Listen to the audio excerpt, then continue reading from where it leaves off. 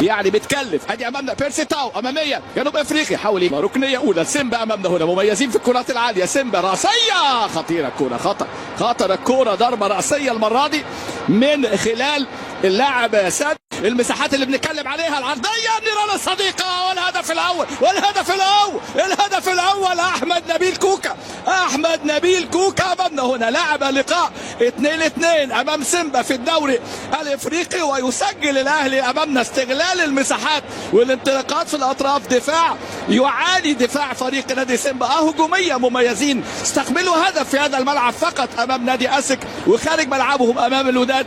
صعدوا كتاني المجموعه بفضل النتيجه المباشره امام فريق نادي الوداد 2-0. فازوا في لقاء العوده وكان خسر 0-1 وهدف اول للاهلي مع هذه البدايه المثاليه الرائعه هنا. نبيل كوكا عبد المنعم علي معلول ووفا بيلعب برجله كويس. ميلوني في بدايه الموسم على طول كرة نجومة أمامية اللي بيحاول من خلاله الأهلي إنه يحافظ على الهدف. وادي محمد هادي جالاكسي على طول ركنية الشحات على القائم الأول راسية يا ولد. إينونجا كرات إينونجا عايز يلعب كرة مكة نيوزيلاند وإصابة إن شاء الله تكون يعني النادي الأهلي. أدي خروج يا ولد يطلع وفا وراء النادي الأهلي بيحاول إنه يسجل حضور. دينيس يلعب على طول كرة أمامية لكن على طول المرة دي في الدوري الافريقي في شهر اكتوبر الماضي في 6 وعلى سيراليون كانت 2-0. والمهم هذه الجبهه اليمنى بدات تشتغل بشكل مميز. محمد هاني عمل ضغط شوبير مع ابو جبل ومحمد عواد فريق متطور على فكره يعني مش لا نقلل ابدا من الفريق التنزاني. تمريره في العمق خطيره الى اللاعب كانوتيه ولد كره اماميه حاول يلعبها لكن ولد بيرسي تاو قفل عليه على الاهلي في السوبر في السعوديه. انطلاقه حلوه يا ولد يا علي معلول يا ما بين ميلوني.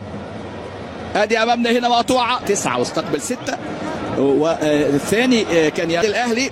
خبرات لاعب الاهلي تكون هنا. تحول مهم التحول. حسين الشحات امامنا هو لكن شامة يلعب ركنيه خطيره يا ولد على الجمال ورده الفعل. الكره اللي فاتت معموله خطيره من اللاعب ميلوني. الحسابات تماما. كره اماميه مودست. هل الكره الى خدها ارتطمت في القائم المرمى اليمين اللي اصبح يعني له شعبيه رغم ان هو لاعب. حسين وسط الحصار حط جسمه. حسين حضر حلو قوي يا ولد. خديه تلقت علي معلول عايز يعملها المودست ولكن الى ركب. بص قيمه علي معلول التحرك في المساحات تتمسك بيها في غياب الحارس طبعا محمد الشريف. لاعب امامنا هو نتيبا زونكيزا. كرات العرضيه محمد حسين الحارس انه يبعدها اعادها لاحمد نبيل. هنا امامنا هجمه اهلاويه مميزه عمرو السوليه لكن مقطوع 20 وحارس المرمى ايوب لكرد المغربي.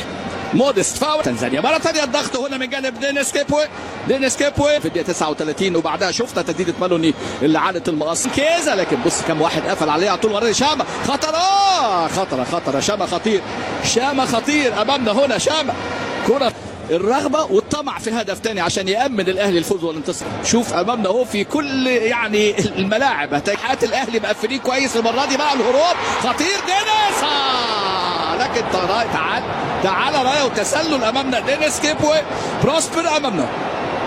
الكوره اللي بيحضروا لها اللي عارفين ان احنا بيحضروا لها يعني فريق نادي سيمبا التنزاني من خلاله كابتن صخره وائل جمعه وكابتن سامي ووقع امامنا هنا ميلوني اللي عمل الكعب الجميل لكن تغطيه ميلوني